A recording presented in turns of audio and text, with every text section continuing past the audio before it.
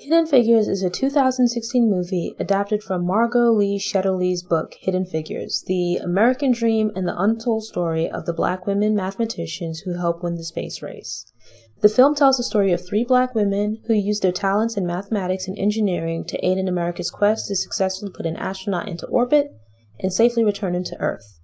Pushing against racism and sexism, these 3 women would emerge as pioneers in the STEM field and inspirations beyond. The film begins with Katherine Goebel, played by Taraji P. Henson, showing great promise of being a gifted mathematician as a child. With the help of teachers, she's able to attend a high school that is willing to accept her early.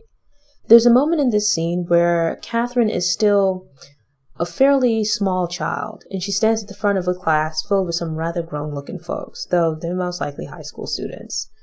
The school is explained as being some distance away and requires Katherine to move to attend. Wanting to encourage the obvious potential in the child, her teachers pooled their resources to raise the funds needed for the move. It's important to note that this is not a college we're talking about, but rather a high school. And also, this is not some special magnate or boarding school, seemingly regular high school. Katherine wasn't moving for some special educational opportunity, but simply because there was no local high school for black students.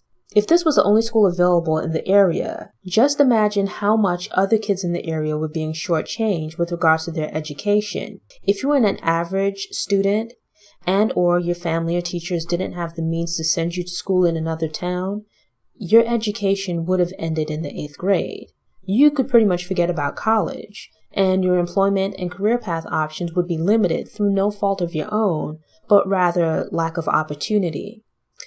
I always lament who, what, and where we would be as a people without the historical and present obstacles of racism and lack of resources in our way. It shows the importance of not taking the opportunity to get an education for granted. Moving forward several years, we find Katherine, along with our other 2 heroines, Dorothy Vaughan, played by Octavia Spencer, and Mary Jackson, played by Janelle Monáe, on their way to their jobs at NASA.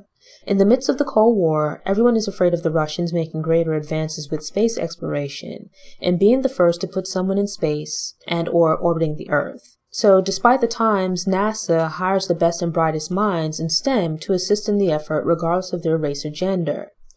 NASA employs black women, but relegates them to working on calculations as computers or other low authority positions. Dorothy heads up the pool of black female workers who are floated throughout NASA to temporarily fill roles based on individual department or team needs. She has the responsibilities of a supervisor, but not the title or pay. Her application for supervisor has been unofficially denied, but with no concrete reason beyond there being no permanent supervisor for the colored group. She does her job and then some, but is prevented from advancing. During the film, NASA procures IBM computers that threaten to replace the human computers, meaning the pool of black women. When the electronic computers arrive, there are issues with getting them installed and up and running. Rather than being threatened by the machines, Dorothy senses an opportunity and sets out to learn how to use the computers. Needing to learn the programming language Fortran, she visits the library with the children in tow, but is escorted out. More on that in a moment. Given the time and industry, NASA is predominantly white and male. There's some discomfort with hiring black people, and at that women, who would be working in some of these departments for the first time. When Katherine is selected to join Al Harrison, played by Kevin Costner's Space Task Group, her co-workers are passive-aggressively unwelcoming. She joins the team for the purpose of figuring out calculations needed for the trajectory of the Freedom 7 mission. Yet, within moments of entering the office, someone assumes that she's a cleaning lady and hands her trash to be disposed of. There's a bit of symbolism present in a scene with a coffee urn and mugs. Harrison has a private office, but the rank and file all work at desks in a large room with an open floor plan. A table in the room serves as a refreshment station with a coffee urn that is surrounded by white coffee cups. Given the number of people in the office, it's quite a large and impressive urn. When Katherine arrives, she brings in her own mug that appears to be brown or black, something like that. Every head in the room turns the first time she approaches the urn to fill her cup with coffee. The next time Katherine goes to get some coffee, there's a separate urn. It's labeled color, is smaller, and is really just a plain coffee pot. They've effectively segregated the coffee. Despite working towards a common goal, her co-workers, Paul Safford, played by Jim Parsons in particular, belittle and sabotage her efforts. Safford makes it a point to redact the info Catherine needs to complete calculations. He tries to exclude her from meetings and rejects her reports, taking offense to her putting her name on the work she's completed. Something as human as needing to use the bathroom is made unnecessarily difficult by the segregation of toilets. The building in which Catherine works only has a whites-only women's restroom. This means that she has to leave the office, exit the building, run across the parking lot, and enter another building to get to a bathroom each time she needs to use it. What should be absences of a few minutes from a desk becomes these seemingly frequent stretches of time that she can't be found. Her boss, Harrison, oblivious to this fact, attempts to berate her for constantly shirking her responsibilities. Frustrated by her unfair treatment and a series of macroaggressions, she tells him off, which he completely deserves. As is the norm in these types of films, there's a white savior. Seeing the wrong of his ways, Harrison uses a sledgehammer to take down the segregated bathroom sign, while a crowd gathers to watch. It's quite privileged and self-absorbed to not notice these things. Harrison is the white savior inserted to show that not everyone was racist, but I reject that deposit. To be clear, he wasn't a bad guy, but also doesn't deserve praise for a basic act of humanity. These petty annoyances that were intended to demean and degrade should never have been in place to begin with. Mary joins an engineering team that is working to fix design flaws in the space capsule's heat shield. When she successfully identifies the problem, she's encouraged to apply for an engineering position. But lacking the educational qualifications, she begins a journey to obtain access to classes that would enable her to officially become an engineer. But as Catherine experienced as a child, the necessary courses are not being taught at any local black schools. This means that she must go to court and petition a judge to get permission to attend classes at a local white school, at which the classes are being held. Throughout the film, we see that even when the main characters are trying to do good, they're often met with suspicion and rejection. When opportunities appear, the rules and requirements change, adding obstacles that are intended to limit their opportunities for advancement. Segregation permeates even the most mundane aspects of everyday life. The advanced math classes that Mary needs are only available at white-only schools. I can understand the requirement for an adult to get clearance for taking classes with high school students. You want to keep the students safe. But if the segregated system was, at least on the surface, supposed to be separate but equal, why aren't these classes being offered to high school students at the local black schools? Why did Catherine and her family have to move so that she could even attend a high school? It's telling that when Mary goes to court to petition to take classes at a segregated school, the colored section is at the back of the courtroom. The books that Dorothy needs to learn about the computers and programming languages aren't available in the colored section of the library. There is a colored section of the library. And no, not a section about black literature or black history, but a section for black people, or colored at the time, in the library, as we are not allowed to walk through or attempt to read books from other sections of the library, or you will be thrown out. Pay taxes just like everyone else, which helps to support the library, but don't expect to have equal access to its resources. To make matters worse, the women also experience gender discrimination in their personal lives. They not only have to push against the limitations placed on them at NASA due to their race, but also have to push against low expectations in their personal lives based on their gender.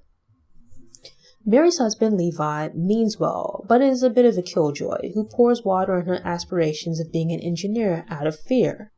Ironically, he's a civil rights activist, but doesn't initially see what his wife pushing through boundaries to become an engineer could mean to the movement. He recognizes the importance of black people fighting for their civil rights, but fails to acknowledge how the prejudice against his wife's race and gender also place limitations on her life. Likewise, Catherine, who's a widow with 3 daughters at home, has a similar experience when she first meets Colonel Jim Johnson, played by Mahershala Ali. Mary and Dorothy conspire to fix the two up during their first meeting at a church picnic. After exchanging pleasantries and small talk, the topic of the NASA space program comes up. When Catherine shares a bit about her job at NASA, Jim patronizingly chuckles and expresses disbelief at women's math skills. This is a major disappointment for Catherine, who immediately shuts down and ends the conversation. Fortunately, neither man allows pride to make him cling to his outdated beliefs. They take the time to do some soul-searching, which results in them recognizing the errors of their ways. When they approach the topic with the women again, they not only apologize, but also share their feelings, while allowing Catherine and Mary the space to express their own thoughts. Once they move past these disagreements, they become major supporters of the women's efforts to succeed at work. And an issue that I applaud the film for addressing is that the people who doubt these women are not just white. Likewise, the people who work against and make these women feel unwelcome are not just men. A woman who seems to be Harrison's assistant, I think it was, is rather snooty towards Catherine. And another woman who, I can't remember her name, but she's played by Kirsten Dunst, somehow views herself as not being racist, but rather an ally. But she relishes the setbacks that Dorothy experiences and speaks to her throughout the movie in a condescending tone. Throughout the movie, I cheered and applauded their triumphs over difficulties, but was annoyed they had to waste time fighting these unnecessary battles, or what should have been unnecessary battles. And then after everything they'd done, and the difference they made, they were still the last to be hired and the first to be fired. There's an ongoing sense of being disposable. All of that work saving the day when everything's going down to the wire, only to be let go. I'm good at math with regards to finance and analytics, but for the life of me, I never understood graphing inequalities in school or under what circumstances I would need to create a parabola. So when I saw Catherine calculate a parabola, I was amazed.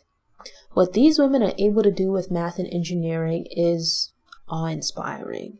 It's especially admirable because they accomplished all of this while also navigating various obstacles and petty distractions. I mean, really take the time to consider that Catherine, Dorothy, and Mary were able to figure out these complex calculations and problems that had stumped all of these men. These men didn't have to deal with information being redacted or having coworkers work against them, yet they couldn't figure it out. And then there's Catherine, who was raised in a community where under different circumstances, her education would have ended before high school, who had to move to continue receiving a basic level of education, which she blew through actually, who was shuffled around NASA and made to feel both unwanted and replaceable. But ultimately, they outshined everyone else when it was time to show and prove. If ever there was a film about having to work 10 times harder as a black person just to be deemed competent, Hidden Figures is it. This is a good movie for adults, but I think it's a great movie for kids. It's not a happy-go-lucky Disney movie, but if your kids can watch Mufasa and Bambi's mother die, this should be fine. It might spark an interest in STEM fields for some kids, but if it doesn't, that's okay. I think the larger message of standing up for and believing in yourself is far more important. And while we've come a long way, I think black men and women in the working world would nod their heads knowingly at some moments in the film. Thanks for tuning in. Show notes are available on the Noir Histoire website via the link in the episode description. If you enjoyed this episode, please click the thumbs up button.